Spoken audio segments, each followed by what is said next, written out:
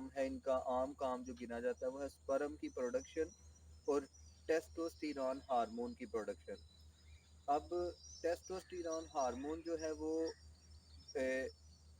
आम तौर पे तो यही कंसीडर किया जाता है कि इसका ताल्लुक जो है वो सेक्सुअल हेल्थ से है। इसका ताल्लुक भी दिमाग की सेहत और फिक्र परेशानी खौफ और डर से है। यानी अगर फिक्र परेशानी खौफ डर होगा तो इसके अफ़ाल में इसके काम में कमी आ जाएगी। ए, बिस्मिल्लाहिर्रहमानिर्रहीम अस्सलामु अलैकुम वरहमतुल्लाहि वबरकातुहू। यूट्यूब चैनल हेल्दी लाइफ 92 में खुश आमदेद। इस व्लॉग में हम बात करेंगे मर्दों में टेस्टिकल ग्लैंड्स, इनके हार्मोन का काम और बेकायदगी से पैदा होने वाले अमराज पर। इसके लिए आज हमारे साथ मौजूद हैं होम्योपैथिक डॉक्टर अदनान अली तारड़। अस्सलाम वालेकुम सर। वालेकुम सर अस्सलाम। क्या हाल है? ठीक है जी अल्लाह का शुक्र। सर। ये टेस्टिकल ग्लैंड्स के बारे में हमें थोड़ा बताएं। जी थैंक यू। टेस्टिकल्स मर्दों में दो ग्लैंड्स होते हैं, जेनिटल ऑर्गन भी हैं ये, और इनका काम जो नाउन काम है, इनका आम काम जो गिना जाता है वो है स्पर्म की प्रोडक्शन और टेस्टोस्टेरॉन हार्मोन की प्रोडक्शन। अब टेस्टोस्टेरॉन हार्मोन जो है वो ए, आम तौर पे तो यही कंसीडर किया जाता है कि इसका ताल्लुक जो है वो सेक्सुअल हेल्थ से है, लेकिन इससे ज़्यादा इसका बुनियादी काम जो है वो जिस्म की नशोनुमा से है। यानी जिस्म की ग्रोथ से। जिस तरह पिट्यूटरी ग्लैंड से ग्रोथ हार्मोन ग्रोथ का जिम्मेदार है, इस तरह टेस्टोस्टेरॉन जो है ये भी ग्रोथ में उसी तरह हिस्सा लेता है।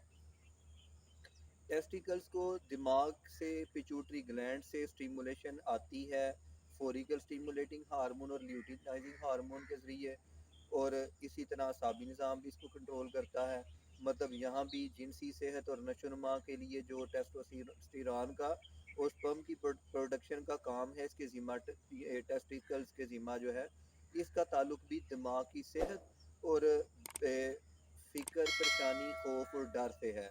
यानी अगर फ़िक्र परेशानी खौफ डर होगा तो इसके अफ़ाल में इसके काम में कमी आ जाएगी, जिनसी सेहत भी मुतासर होगी और नशोनुमा भी मुतासर होगी। हम आते हैं इसके प्राइमरी काम की तरफ, नशोनुमा। जब हम एक्सरसाइज करते हैं तो उस वक्त टेस्टोस्टेरॉन की प्रोडक्शन बढ़ जाती है और ये हमारे मसल्स की ग्रोथ और जिस्म की ग्रोथ के में काम करता है। इसी तरह हम देखते हैं कि जब जिम जाने वाले जो हैं उनके मसल्स और एक जो लोग एक्सरसाइज नहीं करते या कम एक्सरसाइज करते हैं, उनकी सेहत में, उनके मसल्स की नशोनुमा में फ़र्क होता है।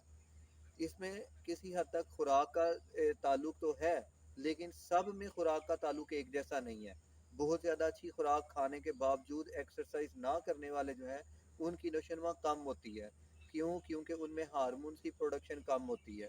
तो मेरे पास जो पेशेंट्स आते हैं अपना जैसे सेहत बढ़ाने के लिए, सेहत बेहतर करने के लिए, जिस्म की नशोनुमा बेहतर करने के लिए, तो फौरी तौर पे मैं उन्हें अद्वियात प्रिस्क्राइब नहीं करता। उन्हें कहता हूँ जी पहले आप 15 दिन तक एक्सरसाइज का मामूल बनाएं।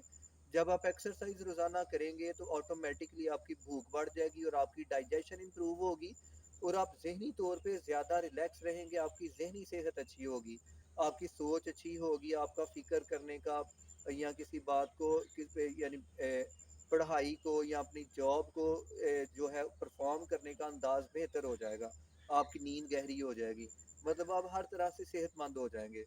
इसके बाद 15 दिन के बाद अगर ज़रूरत हो तो अद्वियात प्रिस्क्राइब की जाती हैं।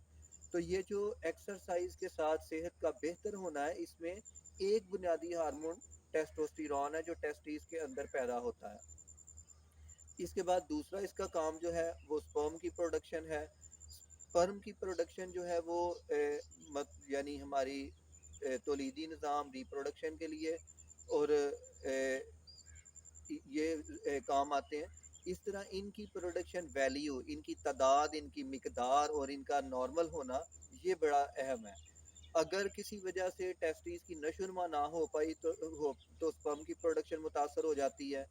इसी तरह अगर किसी वजह से ज़हनी स्ट्रेस की वजह से या किसी वजह से دماغ میں پیچوٹری گلینڈ میں جو ہے فولیکل سٹیمولیٹنگ ہارمون ایف ایس ایچ اور ایل ایچ کی پروڈکشن کم ہوگی تو آٹومیٹکلی ٹیسٹیز میں سپرم کی پروڈکشن متاثر ہو جائے گی. اسی طرح اگر ٹیسٹوسٹیرون کی پروڈکشن کم ہو جائے گی اس سے، مطلب جب ایف ایس ایچ کم ہوگا تو انڈائریکٹلی جو ہے وہ ہوگی سپرم کی پروڈکشن کم، لیکن ڈائریکٹلی ٹیسٹیز کے اندر ہی ٹیسٹوسٹیرون کی پروڈکشن کم ہوگی. مطلب ٹیسٹوسٹیرون اگر کم ہے تو اریکٹائل ڈسفنکشن بھی آئے گا، سپرم کی پروڈکشن بھی متاثر ہوگی، اور اس کے ساتھ ساتھ جسمانی صحت بھی متاثر ہوگی. یعنی جو لوگ جسمانی طور پہ کمزور ہونا شروع ہو جائیں گے ان میں بھی یہ متاثر ہوگی، اور جو جسمانی طور پہ صحت مند ہو رہے ہوں گے، جو ویٹ گین کر رہے ہوں گے یا جن کے مسلز گرو کر رہے ہوں گے، ان میں جنسی صحت بھی اچھی ہوگی. لیکن اس میں جو پرابلم آئیں گی ایک تو ہماری نیند سے، ہماری خوراک سے، اور ہمارے ایکسرسائز کرنے سے نہ کرنے سے. اگر ہم صحت مند خوراک کھائیں گے، نیند قدرتی ٹائم پہ پوری کریں گے، اور تیسرے نمبر پہ ہم اپنی ذہنی صحت کو مینٹین رکھیں گے تو آٹومیٹکلی ٹیسٹیز بھی اپنا کام بہتر کریں گے، ٹیسٹوسٹیرون کی پروڈکشن بہتر ہوگی، اور اس کے کام بھی افعال بھی بہتر ہو جائیں گے. اور اس کے امراض کے لیے میڈیکیشن جو ہے وہ ہومیوپیتھک میڈیکیشن بھی اچھی اپلیکینٹ ہے، اسی طرح ہربل میڈیسن بھی اچھی اپلیکینٹ ہے، اور غذائیں بہتر ہیں، نیند بہتر ہے، ایکسرسائز کرنا بہتر ہے. مطلب ٹیسٹیز کے فنکشن کو، ٹیسٹوسٹیرون کی پروڈکشن کو انہینس کرنے کے لیے ایکسرسائز بہترین دوائی ہے. اور اس کے ساتھ پھر جو چیزیں ہمیں ذہنی طور پہ جو ہے وہ ریلیکس کرتی ہیں، جیسے جو کا دلیا ہے، وقت پہ سونا ہے، موسمی پھل سبزیاں سلاد ہیں، ان سے بھی ان کا فنکشن امپروو ہوتا ہے. بہت شکریہ ڈاکٹر صاحب، الحمدللہ آپ نے بہت ہی اچھے طریقے سے گائیڈ کیا، اور میرے خیال سے یہ ویڈیو جو بھی مرد دیکھ لیں گے ان کو ڈاکٹر کے پاس جانے کی ضرورت نہیں پڑے گی. تو اللہ تعالیٰ آپ کو جزائے خیر عطا فرمائے. اسی کے ساتھ اس ولاگ کو کلوز کرتے ہیں، انشاءاللہ نیکسٹ ولاگ میں ملیں گے. جاتے جاتے ہمارا وہ چھوٹا سا میسیج کہ ہم سب کو چاہیے 5 وقت 5 جماعت نماز قائم کریں، اور نبی کریم صلی اللہ علیہ وآلہ وسلم پر درود پاک پڑھ کے ہدیہ کریں. اپنا خیال رکھیے گا، دعاؤں میں یاد رکھیے گا. اللہ حافظ.